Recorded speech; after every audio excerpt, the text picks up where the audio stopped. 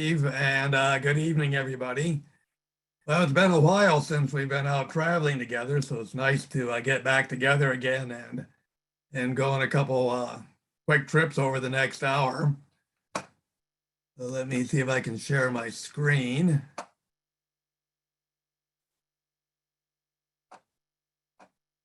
So I think that's it. So this evening, as indicated here, we're going to be visiting two really big machines by the names of LIGO and the LHC. These are machines whose dimensions are measured in miles. And we're going to go to two of the largest machines on Earth.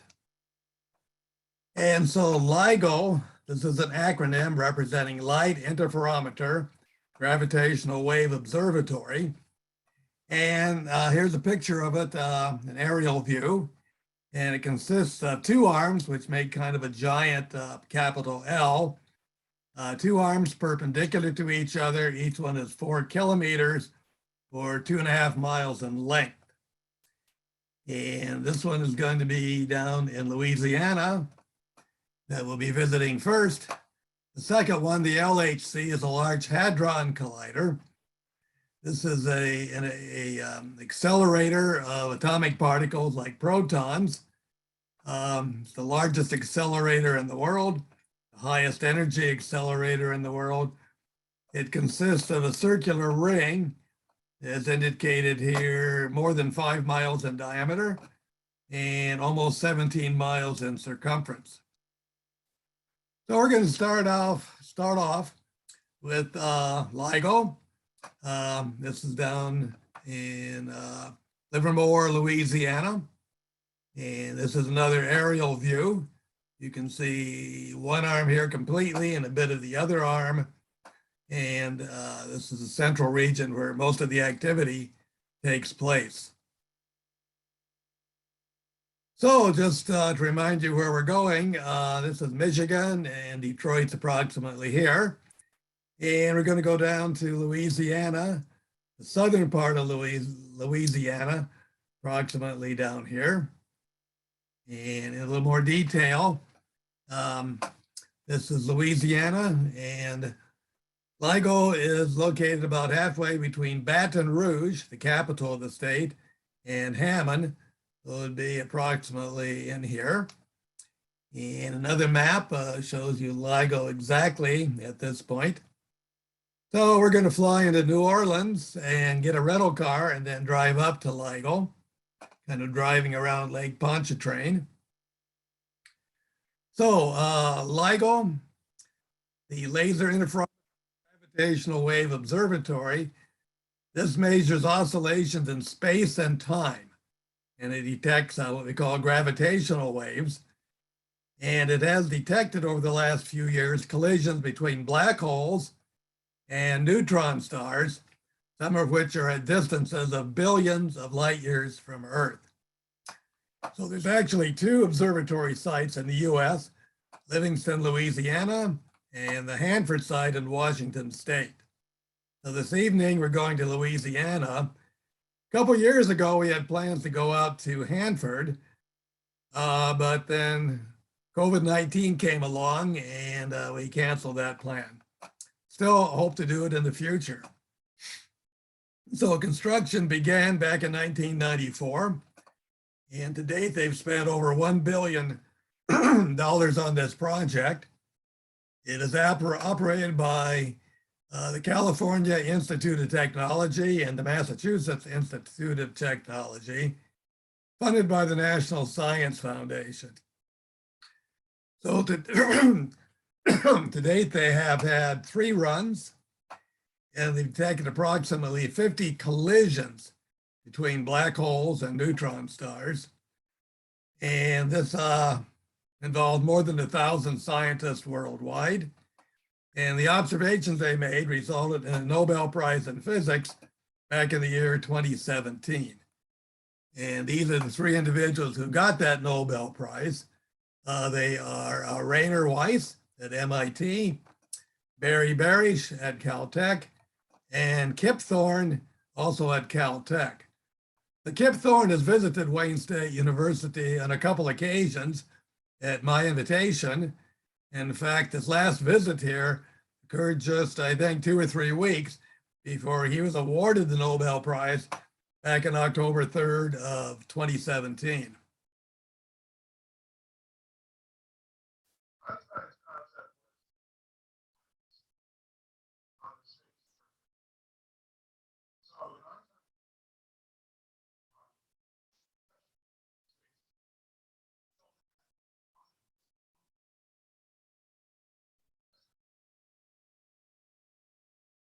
Okay, this didn't work very well. This was supposed to be an animation with sound. Did Steve, have you heard the sound or did you see an animation?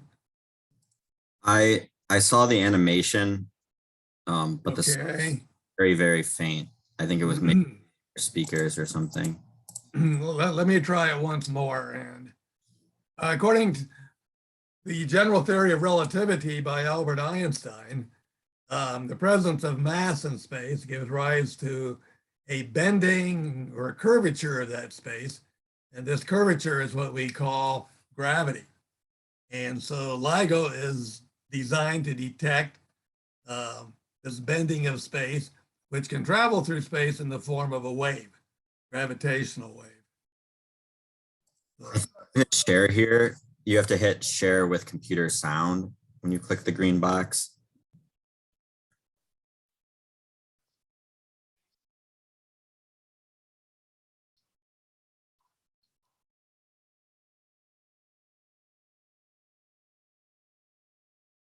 okay, well, we're going to skip this and just go on to the next one. So this was an animation, which isn't working too well. This is kind of representing the distortion of space or the bending of space in the vicinity of a massive object. And this is another representation of that depression in space, this curvature of space. This is the sun and this is the earth. And the green area is supposed to be a representation of the 3 dimensions of space that we live in, and the 1 dimension of time. You can see a depression here. This is gravity. The Earth has much less mass, much less effect on space and time.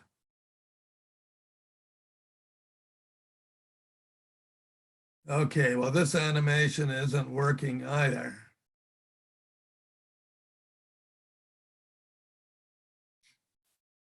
Well, what you should see here are 2 objects like black holes in space, which are circling around each other. And as they do so, they lose energy in the form of gravitational waves, oscillations in space and time, which you should see moving outwards. Oh, is that working? Okay, let's try it again. Okay, here we go. Okay, so 2 objects moving in space, and they're getting closer and closer together, generating gravitational waves, oscillations in space and time. Eventually, they move into a single object, and the gravitational waves go off into space. So hopefully the animation showed up properly. Now, these gravitational waves measured here on Earth, coming from objects which are billions of light years away, even though they might be what we would call a strong gravitational wave, they represent an incredibly small stretching or compression of space itself, something like 1,000 times smaller than the diameter of a proton. This represents the nucleus of a helium atom, which is about 100,000 times smaller than the atom itself. And one of the protons is right here. So the gravitational wave is 1,000 times smaller than that. And what this machine, LIGO, does is able to measure that small variation in space over a distance of about 2.5 miles, which to me is pretty incredible.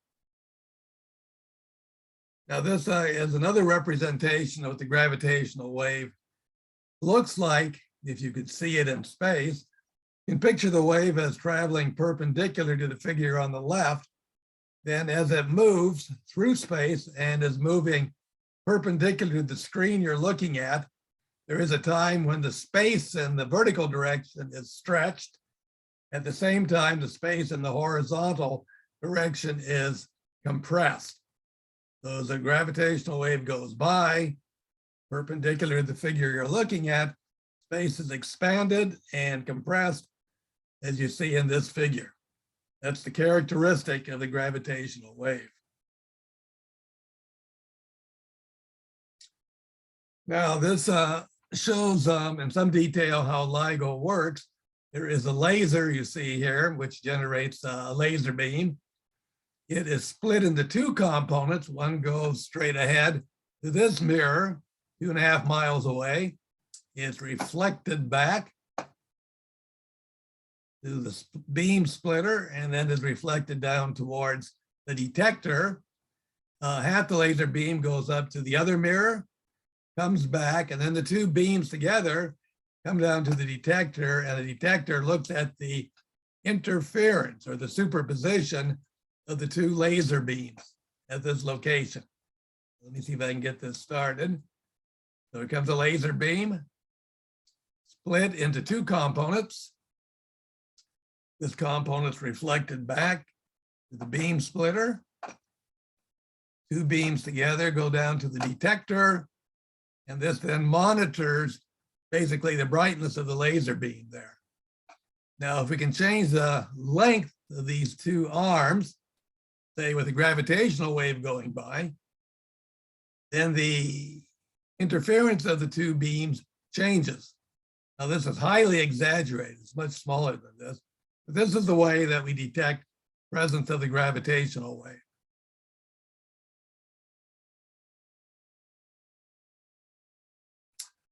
Now, as I mentioned, in the United States, there are two different observatories, one at Livingston, Louisiana, one up Hanford, Washington.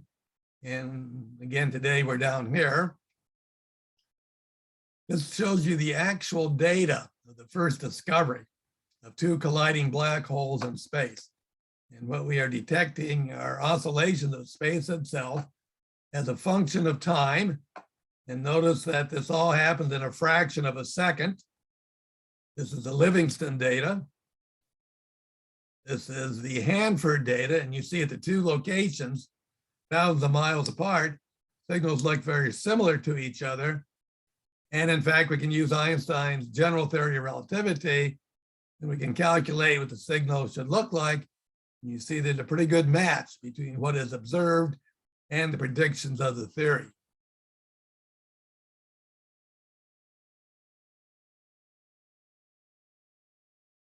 Now, this is another representation of the gravitation at each site. We're plotting the frequency of the wave as a function of time. And what you can see as the two black holes get closer together, they go faster and faster around each other, higher frequency, and plot as a function of frequency that goes up and goes up here at the other site. And to make it a little more obvious, we're going to up the frequency just so we can hear it more easily by a factor of 2 or so.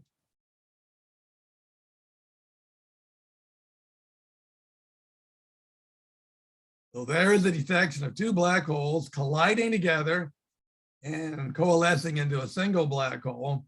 This happened over 1 billion years ago. The signal just reached Earth in the last few years. And here we are. This is an exact calculation of what the event would look like if you were up close enough to see it. Two black holes in orbit around each other. And as they orbit, they lose energy, which draws them closer and closer together. As they get closer, they go around each other faster and faster. Points of light are stars which are in the background, whose positions are being deflected by the curvature of space in the vicinity of the black hole. And another way to represent what's going on, this is an animation showing a smaller and a larger black hole in orbit around each other. So the oscillations as a function of time are up above. The frequency as a function of time is in the lower graph. And they're getting closer and closer together. The frequencies get higher and higher. And very quickly, they're going to merge into a single black hole, and there it goes. In a replay of the last few orbits, and it's all over. Well, that is a type of event which LIGO detected. Now, in addition to LIGO Hanford and LIGO Livingston, there were also other gravitational wave observatories being built around the world. There was Virgo, LIGO India, and Kagra in Japan. Now, according to this presentation, Virgo was under construction. In fact, Virgo has now been, construction is completed and it's operational now, which means that events like this out in space can be seen simultaneously at 3 different sites, Hanford, Livingston, and Virgo, which is in Italy, fairly close to the Leaning Tower of Pisa. And this is just a little information on the first few events, first 7 events, in which we give you the masses of the 2 black holes. For example, 29 and 36 times that of the sun. You add these 2 masses together, you get 65. But when they coalesce into a single black hole, the mass has dropped by 3 solar masses. This all comes about because of that famous equation, most famous equation in all of physics, E equals mc squared. Energy is mass times the square of the speed of light. So the energy in this case is the energy carried away by the gravitational wave. And so as the energy is carried away, the mass of these 2 objects decreases, so that when they coalesce into one, the total mass is dropped by 3 times that of the sun. This particular event occurred 1.2 billion light years from Earth. So just point out that at the bottom here, we've got an event which is quite a bit closer. Not billions of light years, but 130 million light years away. These, in fact, were not black holes. These were 2 neutron stars, which collided. Stars which are made up almost entirely of neutrons, and they have considerably smaller masses. This is a representation of the signal seen from 5 black hole mergers. Another way to represent what happened, showing the initial 2 black holes merging into a final black hole were the first 5 observations. And then the merger of the 2 neutron stars. Neutron stars are sometimes called pulsars because they give off beams of radiation, as you see here, which can be detected as flashes of light or radio waves on Earth. So they're going to merge together. And these oscillations are, again, the gravitational waves, which are caused by this event. And here's an artist representation of 2 neutron stars colliding. Each one of these objects has approximately the mass of our sun or a bit more. Each one is only about 10 miles or so in diameter. Very small, very massive, very dense stars. We now believe that the gold and other precious elements on Earth, like platinum and so forth, to a considerable extent, those elements were formed by collisions such as this. So in fact, when those 2 neutron stars collided, and LIGO Hanford and Livingston and Virgo are all operating, they were able to pinpoint the location of where these 2 neutron stars occurred, so that shortly after, observatories all over the Earth, as indicated here by these little blue dots, were able to point their telescopes in that direction, both radio telescopes, visible light telescopes, and so forth, and observe what was happening there. So there are telescopes on all 7 continents, including Antarctica. Here's a telescope down at the South Pole. Those of you who are with me with our first journey, we went right down here to the South Pole and observed one of those telescopes. Anyway, here we are. This is a small galaxy, 130 million light years away. This is the event, collision of 2 neutron stars picked up initially by LIGO.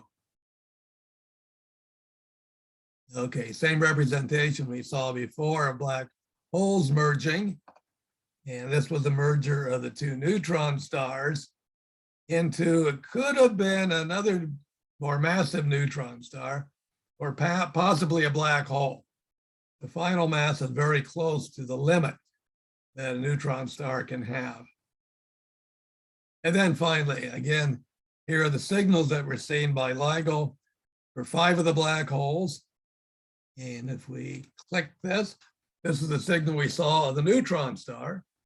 And the merger of the neutron star lasted much longer. And so to see the whole signal, we keep compressing the horizontal axis, the time scale in seconds. And as we compress it, then you see these black hole mergers are looking smaller and smaller fraction of the graph. We keep going out in time, waiting for the two neutron stars to merge. And when are they going to merge? Still waiting. You might notice that the line is getting gradually thicker and thicker, that the oscillations are getting stronger and stronger. Well, we're almost there. Merger is going to happen before a minute is up. So just a few more seconds and there it is. Don't know if you were able to hear that or not, but that was it. Okay, so let's go down and have a look at LIGO Livingston. So we made our visit back in October 4, 2016. I was accompanied by medical doctor, Dr. Ismar Santora, who is a retired vascular surgeon, currently living in Phoenix. And we were able to arrange this as a private tour just for the two of us. And our tour guide was Dr. Amber Stuver, who worked for the LIGO Scientific Collaboration. And at the time we were down there, she was working at Louisiana State University nearby. She has since been hired as an assistant professor in Villanova University in Pennsylvania. So this is Amber. This is our tour guide. So again, an aerial view. So this was the route that we took in, the driveway. We have a very slow speed limit. I think it was like 5 miles an hour or something, because you don't want to set up vibrations which affect the operation of the interferometer. Have a parking lot here for cars. Here is a museum and educational center. And this is where the laser is situated and the interference takes place. So here's where we stayed the night before our tour at a nearby Hampton Inn, just a few miles away. You notice that there are palm trees. So we are down here fairly far south. And here we are the next day, starting down that driveway to the observatory. And now we're on the grounds of the observatory, little lake here with a small fountain. So the laser and most of the controls are inside the central building. This is the museum or educational center, which you see here. LIGO Science Education Center. So we spent an hour or so going through that. This is one of the original mirrors that was used back between 2002 and 2010, at a time before they had sufficient sensitivity to detect anything. One of the original mirrors. This is a later mirror, which is much more sophisticated, much more decoupled from vibration than the ground around it. That previous mirror was very sensitive to picking up vibration of the ground due to perhaps trucks going down the freeway 3 or 4 miles away. So this design eliminates to a great extent that coupling. And a view of the control center, a few different views.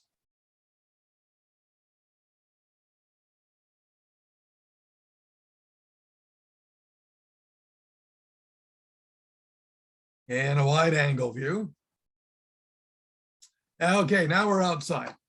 And this is one of the arms of the interferometer going off this way. There's a road which goes over the top of it right there. So this is Ismar walking up to the top of the road so you can get a better view. So here he is posing with this arm coming out of the central building. Here's the photo without him. And the other arm that's perpendicular goes off in this direction here. Ismar again looking in the opposite direction. The way down here, about 2.5 miles away, is the end where the reflecting mirror is located.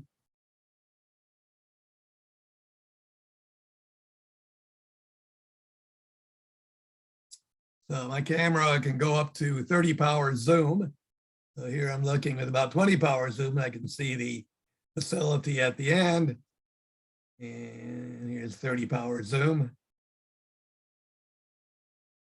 And that was the end of our tour. And so this is Amber posing for us just before we leave. He gave us a very nice tour for several hours. She was very generous with her time and we greatly appreciate it. Some of the photos I've been showing, particularly the animated ones, in fact, she has contributed towards those. So we thank her for that.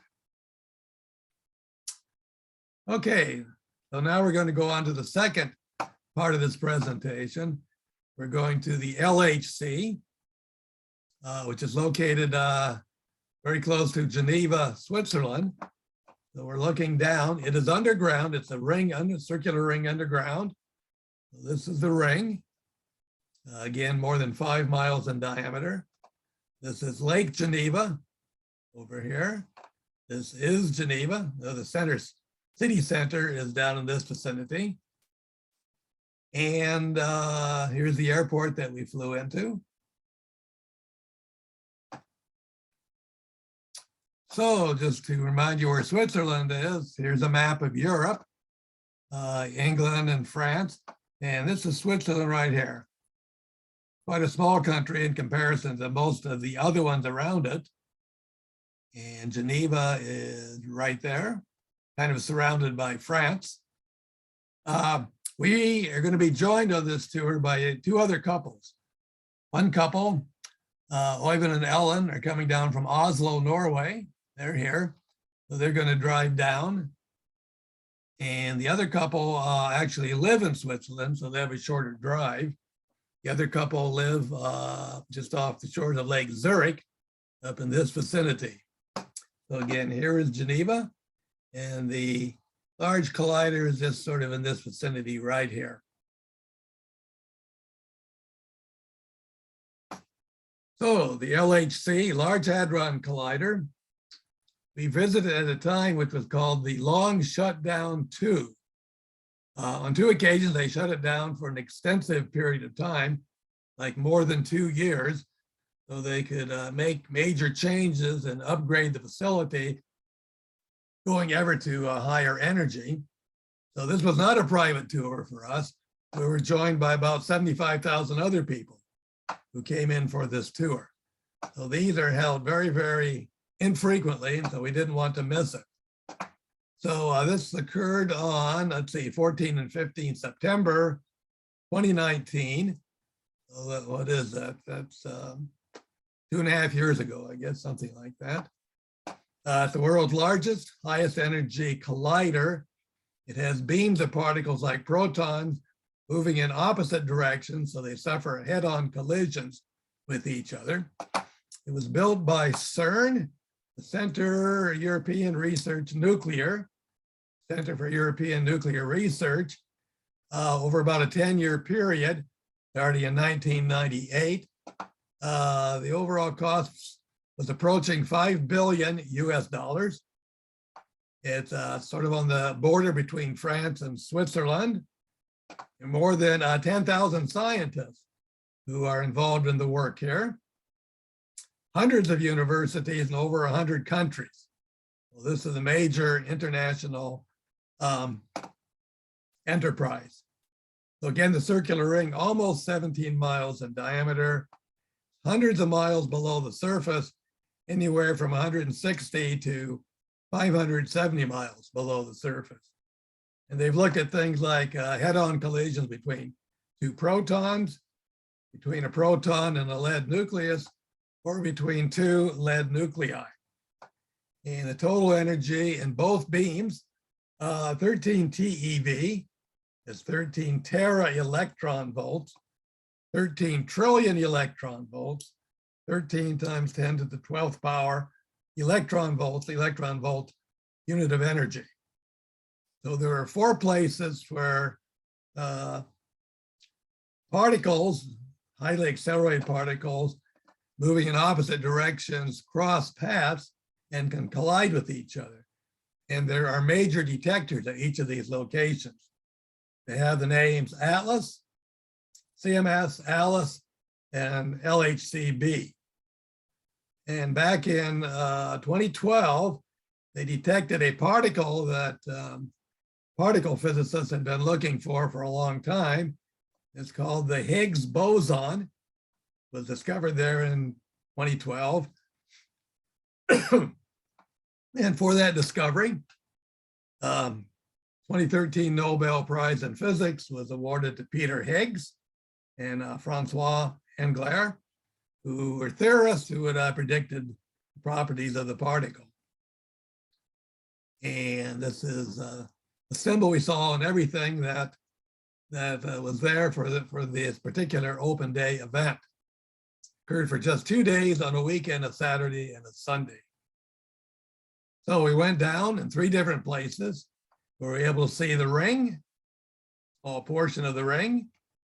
We were able to see 2 of the major detectors, and they're big. So you can see what their size is compared to people.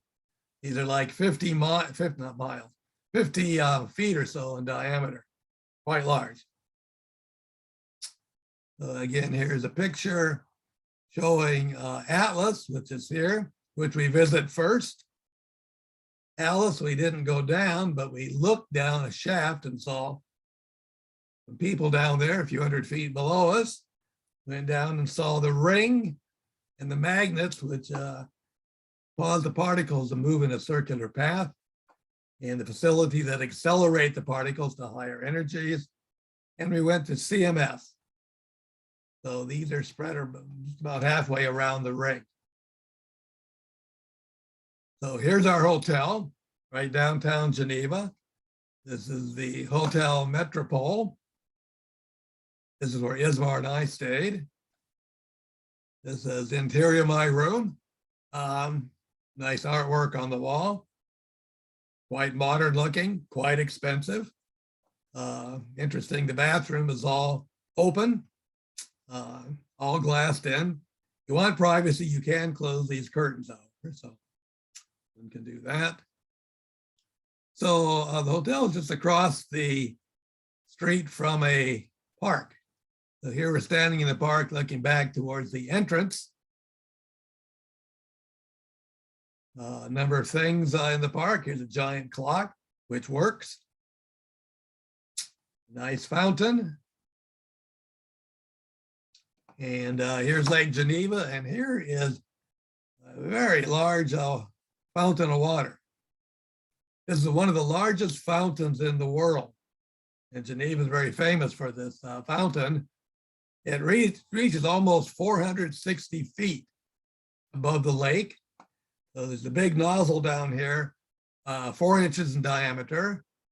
And using 1 megawatt of power, they shoot a jet of water through that nozzle at 120 miles an hour vertically upwards. They shoot something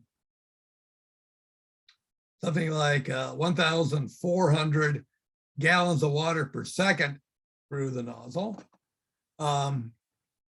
such that if you look at the amount of water in the air at any one time, it's approximately 7 tons of water expended in the air before it comes back down to the surface.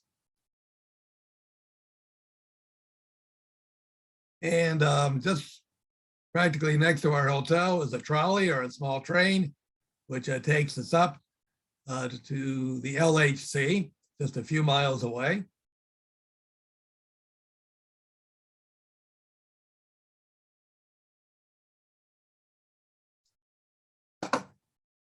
At Wayne State, we use a lot of liquid nitrogen for experiments at low temperature. Here they've got liquid nitrogen and liquid argon, also liquid carbon dioxide. Normally you think of carbon dioxide when it's cold as being solid, namely dry ice. But if you apply sufficient pressure, it can be a liquid as well. Okay, so we're going to go down and look at Atlas. So this is the structure above Atlas, and I think the painting here is more or less the correct size. So you can see how big it is compared to people here on the street. So we're going to go for an underground visit, 200 feet down. We're allowed only 2 visits underground per day. So we're there for the weekend. We can go down 4 times total. We actually went down just 3 times because the lines got long and we didn't have hours to spend just waiting to go down. But so this is our first descent. So we got there early. These are people just getting in line to go down. These are a number of guides wearing these blue jackets.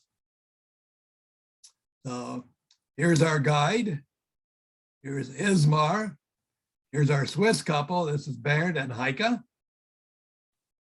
Here's the other couple from Norway, Ivan and Ellen.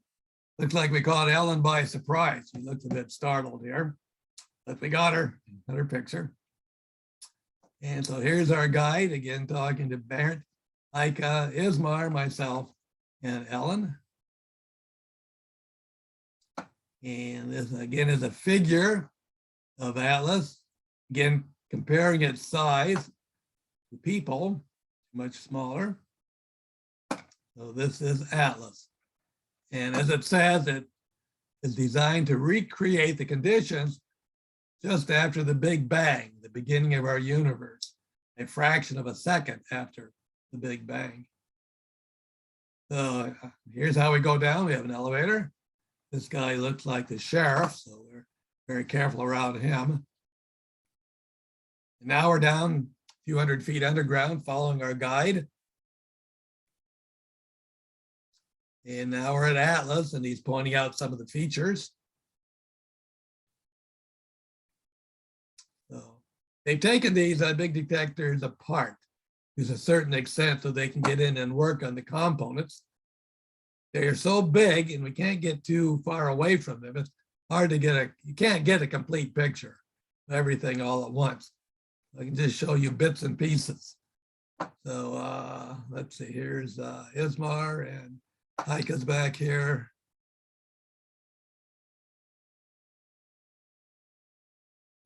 Oh, and here's Ellen again. It looked like we surprised her once more with the camera.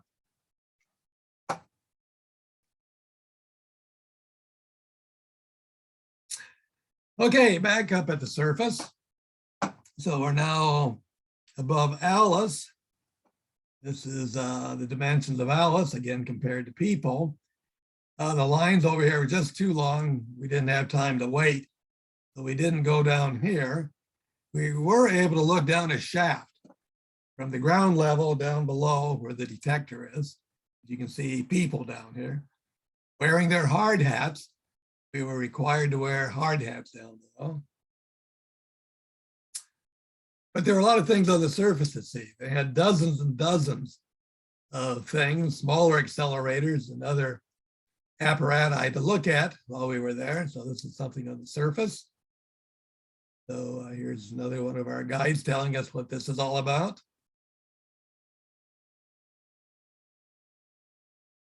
Let's see, there are 4 people entering the waiting room. Steve, if you can do anything about that. Yeah, we're monitoring it. Thanks, Jerry. Okay, very good.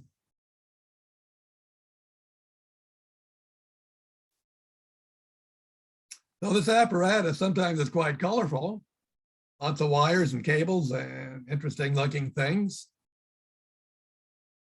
This is a compact linear collider here. And now we're back underground again. This is towards the end of the day. We've gone down not to look at one of the giant detectors, but to look at part of the ring. So here we are. This is our guide right here. And he's going to show us some interesting things underground.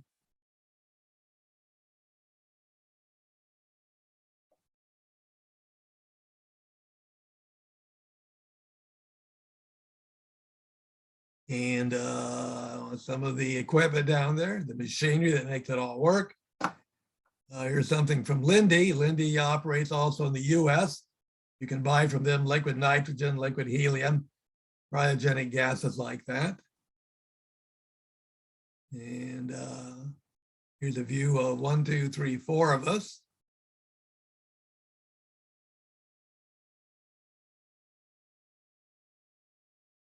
So what you're seeing, you have to imagine, extends in a circular ring almost 17 miles in length. So it's a huge amount of equipment, which has to be kept running. So here our guy got a picture of all 6 of us. And there we are.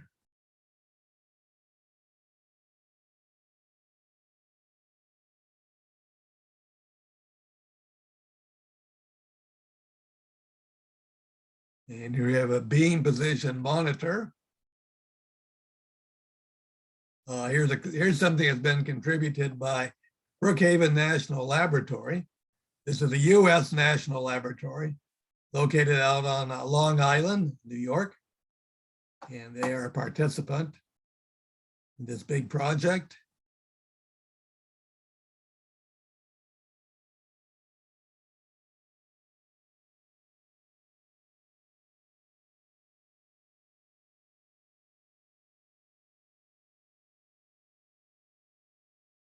We covered quite some distance down there underground, just walking along.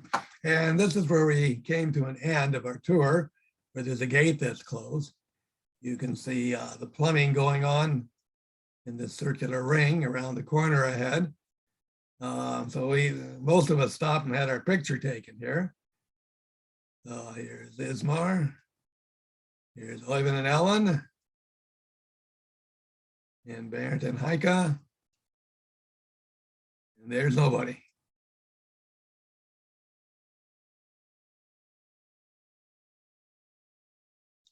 So one way to get around, since it's a ring almost 17 miles long, a long way to walk or even run. So sometimes they get around by bicycle.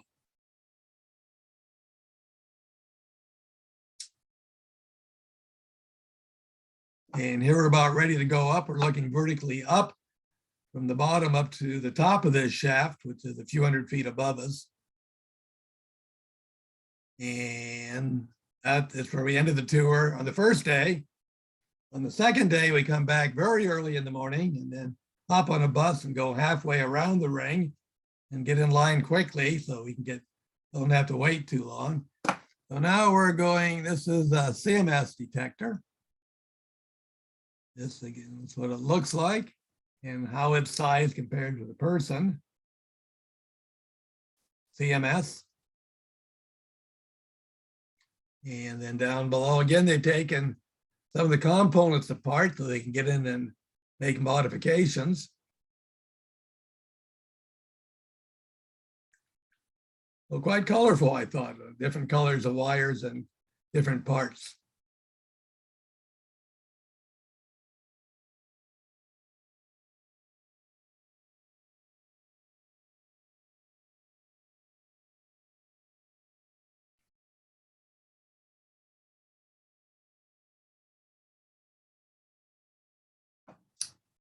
So let's see, this it says is the CMS sub detector, the high granularity NCAP calorimeter. And then to make the picture a little more interesting, we got a model to stand in here. And that's as far as we were allowed to go. So back up on the surface, this is what the control room looks like with this giant machine.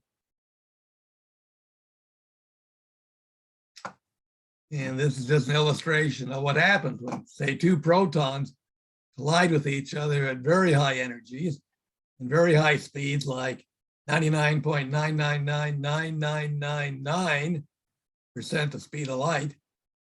All that energy is converted into the creation of a large number of other particles, which go off in various directions, all of which have to be kept track of. Showing another collision and some particles created. Results of another collision. So back on the surface, we get to walk by, this is a fire and rescue, fire and rescue. I don't know, their fire equipment here looks a bit old to me. With all the billions of dollars they had to spend, one would think they could afford a little more modern looking fighting equipment. And of course, since we were there for several hours, if you get a little hungry, they had gourmet food, which was available, like burgers, fries, and hot dogs. And looking at a few more of the laboratories on the surface, these are the kind of things that we saw.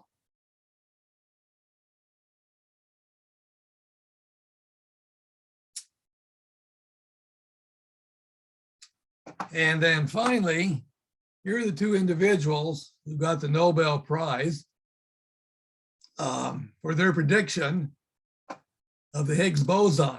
This is Peter Higgs. Higgs boson is named after him.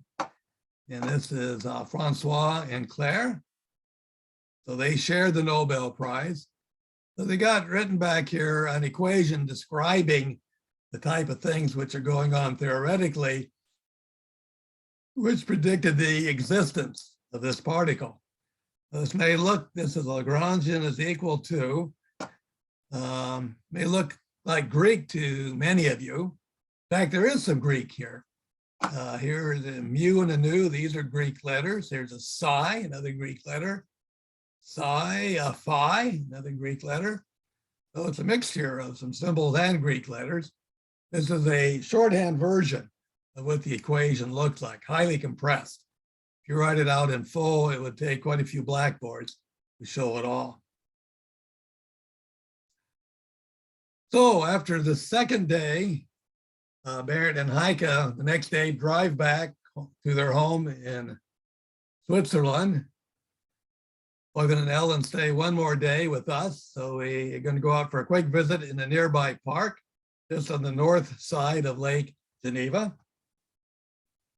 So we'll just take a quick tour of the park. Very pleasant place to walk around.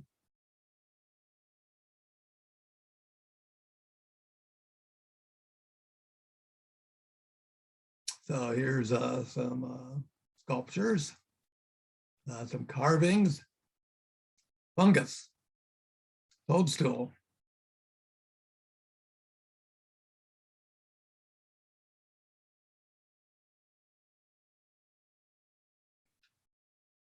And we encounter a greenhouse, so we go inside to look at some tropical vegetation.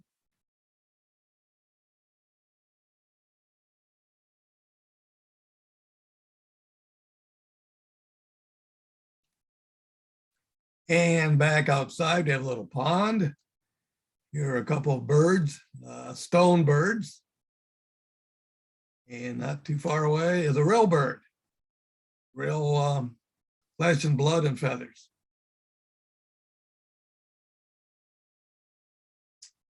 A variety of flowers we encountered.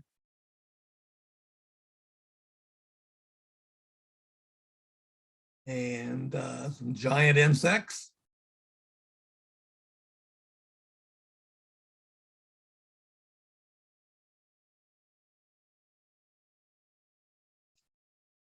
And then around lunchtime, we had a nice meal in the park.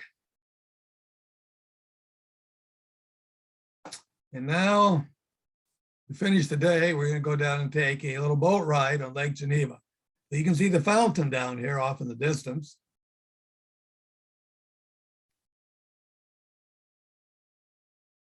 And here we are on the edge of the lake. Here's that fountain, 460 feet. Water rises above the lake. As you see, you can walk out very close to the fountain. So I didn't do it on this trip, but on an earlier trip I was out there. got a little damp. It was pretty exhilarating to see water moving 120 miles an hour vertically upwards. So here we are on our boat. We're going to go for a little cruise a few miles up the lake. We have left the dock and are now on the lake. Going past the fountain. Saw quite a few sailboats out on the Lake Geneva. So here's a sailor raising her mainsail. And then she sees us and recognizes we're famous. So she gives us a big wave.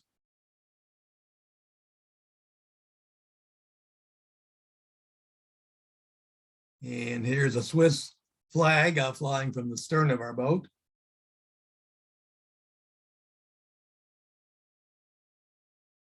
And here comes another sailboat. As you can see, I'm finding this kind of a hair-raising experience.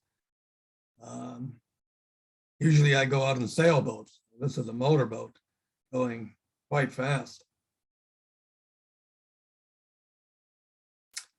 It's a good enough wind that the sailboats are moving along at a pretty good rate. Flag up at the bow of our boat. I do not know what it represents.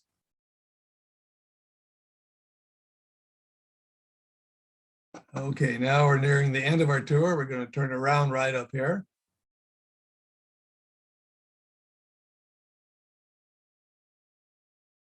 So here's where we're turning around. This reminds me of that little mermaid statue in Denmark.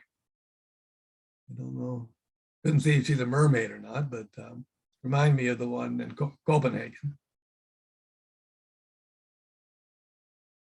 And we turn around, we go back to the sailboat, back to the fountain. And then heading back to our dock. Dock is right here.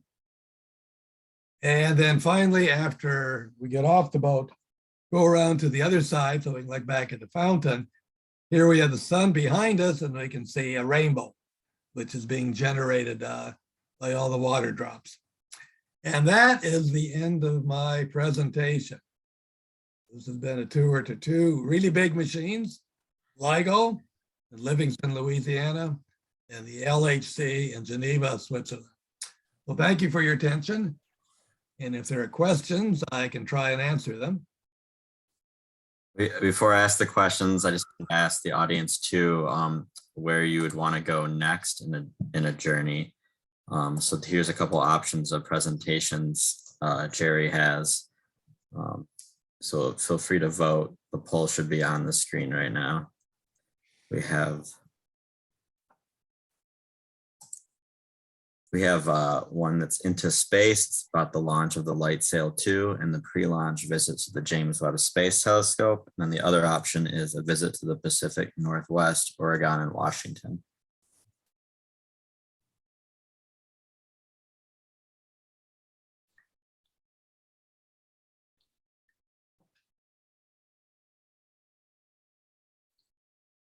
We're at about 70% participation. Yeah. Give it a few more seconds.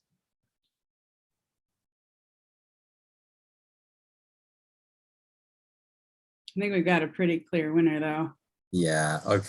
Well, I think we can end the poll here, and look, the winner is Into Space, launch of LightSail 2 and pre-launch visit to the James Webb Space Telescope. So that'll be a good one, very relevant right now.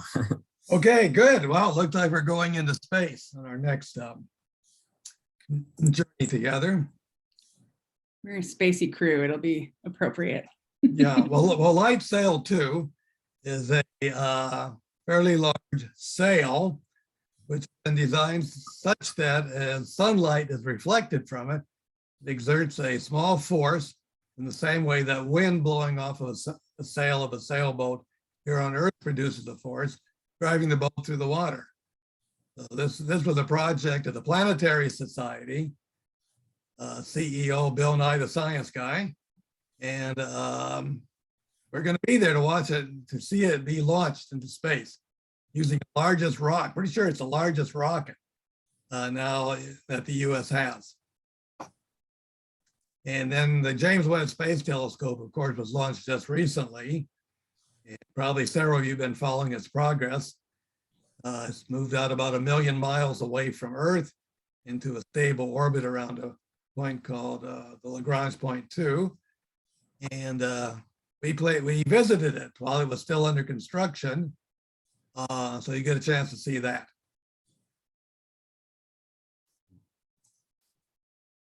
All right, well, we had a few questions come in. One person asked, you were very close to the equipment at the LHC. Was there no concern of sabotage? Not that I saw, no. We were monitored pretty closely. We had one main leader of the group, but there are other people down there sort of keeping an eye on us. I guess most of us who are sufficiently interested in that site would be there to learn about it rather than to sabotage anything. One would certainly hope so. So I was not aware that anything like that happened, and hopefully it didn't. Well, and sort of related to that, someone said you visited LHC during one of its long shutdowns. Well, when it's operational, how close can someone get to the ring? I don't know the answer to that. I don't think you can get down there very close when it's actually operating at full power. But I'm not 100% sure of that. We have a number of people in our department who actually work there. One would have to get a hold of them and see what they would tell us. I think generally you do not want to go down there when it's operating, just due to radiation. Which is given off by these very energetic beams of charged particles. Someone also asked, what types of training would prepare someone to, work on a device like the LHC and help maintain such a machine? Well, you would want to be a physicist or an engineer or maybe a technician of some sort. So background in physics, electrical engineering, perhaps. Would be a good way to get started. Anyone else have any questions? Please feel free to type them in the chat. Oh, someone just asked, how often do they collide particles? Let me see. I've got some information I wrote down once. I can find it. While you're looking for that, Jerry, I'll tell you, someone else figured out the flag. It's the flag of Geneva. So the canton of Geneva, or the state. Oh, great. Okay, well, that's good to know. Yes, thank you, Joe. That would make a lot of sense, wouldn't it? Yeah. The cantons have their own flag, so that would be it. I got a little technical information here. So I told you that there was 13 TeV of energy in two beams together. It turns out to make the circular orbit, they have 1,232 dipole magnets. They have 392 quadrupole magnets, which keep the beam focused. They have 10,000 superconducting magnets, which keep the particles moving in their circular orbits. They use 96 tons of superfluid helium, liquid helium, at a temperature of 1.9 kelvins. The LHC uses 200 megawatts of electrical power. That's about 1/3 of the electrical power use of the city of Geneva. Actually, they don't get their power from Switzerland, it comes from France. Maximum magnetic field, 7.7 Tesla, for those of you who are familiar with that unit. When the protons are colliding, they're accelerated to a speed of 0.999999990 times the speed of light. It takes the protons 90 microseconds to make one orbit, 90 millionths of a second. They are sent around not as a continuous beam, but as a bunch. So there are bunches of them going around together. And when operational, there are 2,808 bunches. There are 1.15 times 10 to the 11th. What would that be? 10 to the 11th, that would be 100, that would be a little over 100 billion protons per bunch.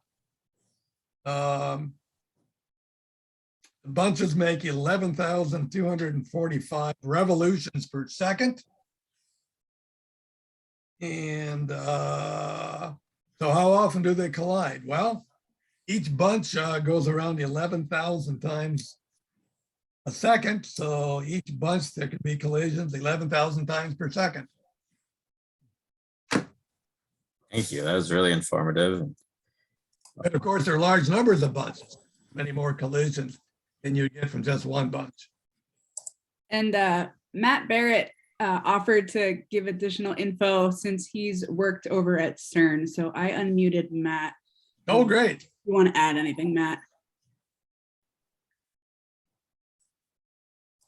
Maybe. We don't hear you, Matt. Well, maybe we'll come back to Matt. Yeah. Well, someone asked, was the tour you went on open to the general public or only for academics? The LHC, yeah, that was open to anybody who wanted to go. No special requirements. And as I said, there were about 75,000 people who attended. Wow. So these happen very rarely. So, as far as I know, there have only been 2 of these long shutdowns. Wow. And sometime during the shutdown, they opened up the facility just for one weekend. Interested people to come. What's there? It's very impressive what is there. And I'm surprised it cost only $1 billion. No, it was close to 5 billion. But even 5 billion didn't seem like necessarily enough for everything that was present and what was going on. Just so folks know, a little closer to home, up at our neighbors up at Michigan State, they have an accelerator, and every once in a while that also gets opened up for tours if they're doing work. So that's worth keeping an eye on. I got to do that one once. Joseph asked, do you have any ideas the type of requirements that were necessary when they were choosing the site for the LIGO facilities, or when they're choosing them? Yeah, I'm sure they did extensive surveys. It certainly want to be in a place which is relatively stable and free of earthquakes.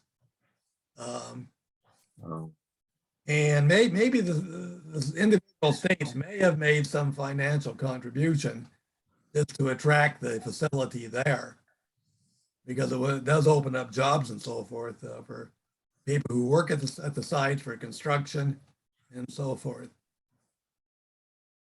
Yeah, so Louisiana, and then up in Washington State, the site up there is where they used to have, I think, a total of 8 nuclear reactors producing plutonium at one time for atomic nuclear bombs. I've had a couple tours of Hanford when, in fact, they were making plutonium. Quite interesting. Jerry, are you planning to go to any? Now. Jerry, are you planning to go to any of the other places that they're connecting up for the interferometer work? Oh, some of the other ones around the world? Yeah, is it on your bucket list to go to any more? No, not at the moment. What's on my bucket list right now? I'd like to go to the South Georgia Island down near Antarctica. It's been highly recommended. And I'd like to go to Easter Island in the South Pacific. That's on my bucket list. I noticed that all those sites of the other sites, they're all in the Northern Hemisphere to connect to the LIGO. I wonder if that, I don't know if that had anything to do with it. Yeah, that's right. They're all in the northern hemisphere. Yeah, it would certainly be nice to have one in the southern hemisphere. I'm not aware that there are any plans to put such a site down there at the moment.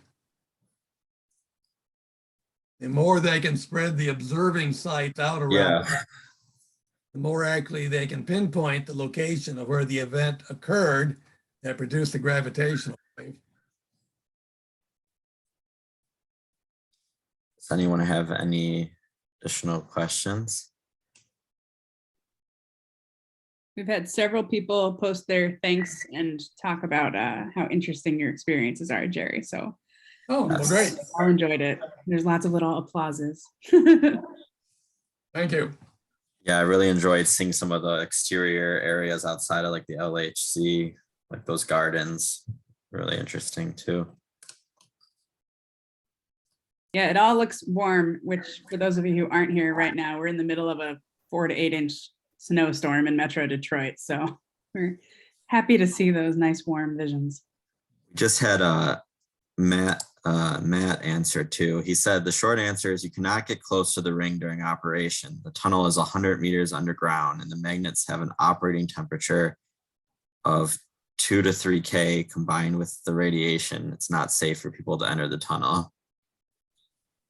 2 to 3 Kelvin for the. Yeah, I wouldn't worry about the 2 to 3 Kelvin because that's inside of Dewar vessels, but I'd worry about the radiation.